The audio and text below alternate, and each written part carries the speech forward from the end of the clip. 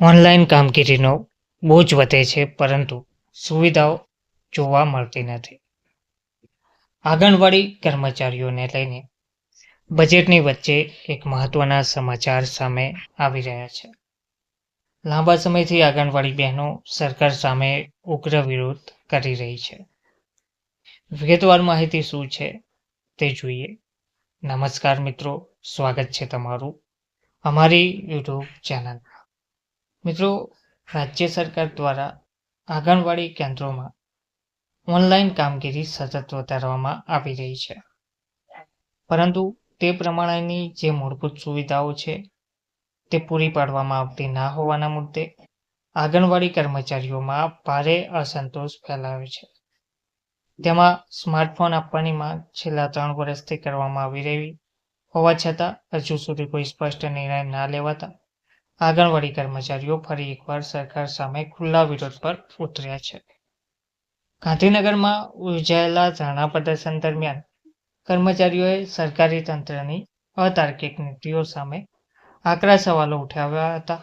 આંગણવાડી કર્મચારીઓનું કહેવું છે કે છેલ્લા કેટલાક વર્ષોમાં તેમની ઉપર ઓનલાઈન ડેટા એન્ટ્રી, એપ્લિકેશન આધારિત રિપોર્ટિંગ અને ફોટોગ્રાફી સહિતની કામગીરીનો ભારે બોજ વધારવામાં આવ્યો છે.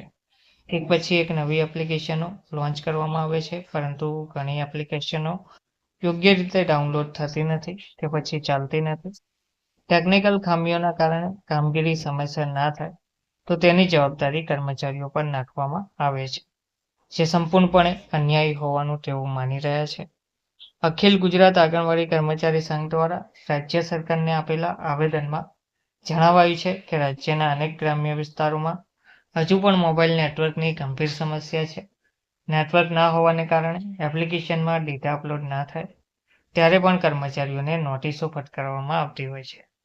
આ પરિસ્થિતિમાં કામગીરીમાં ચૂક થાય તો ખુલાસો માંગ્યા વગર સીધો પગાર કાપી લેવાની ચેતવણી આપતી નોટિસો આપવામાં આવતી હોવાનો આરોપ પણ કરવામાં આવ્યો છે. કર્મચારીઓએ વધુમાં જણાવાયું છે કે સરકાર દ્વારા ઓનલાઈન કામગીરી ફરજિયાત કરવામાં આવી છે, પરંતુ તે માટે જરૂરી સક્ષમ સ્માર્ટફોન પૂરા પાડવામાં આવતા નથી.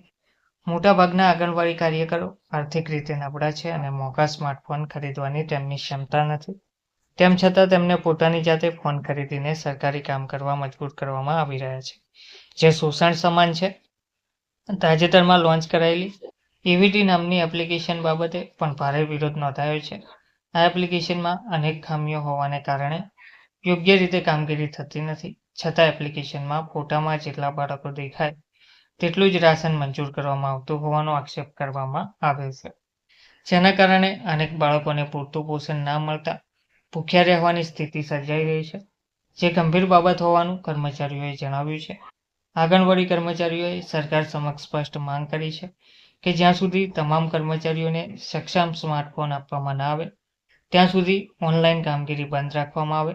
સાથે જ વિવિધ એપ્લિકેશનો ચલાવવા માટે યોગ્ય તાલીમ આપવાની પણ માંગ કરવામાં આવી છે. કર્મચારીઓએ નોટિસો ફટકારીને ભય અને હતાશાનો માહોલ ના સર્જવા તથા હાઈકોર્ટના ચુકાદા મુજબ પગાર ધોરણ તાત્કાલિક અમલમાં મૂકવાની માંગ કરી છે. સરકારી તંત્ર જો સમયસર યોગ્ય નિર્ણય નહીં લે તો આંગણવાડી કર્મચારીઓ દ્વારા આંદોલનને વધુ ઉગ્ર બનાવવાની ચેતવણી પણ આપવામાં આવી રહી છે. હવે જોવાનું એ રહેશે કે ગુજરાત સરકાર આ અંગે ક્યારે અને શું નિર્ણય લેશે. ધન્યવાદ.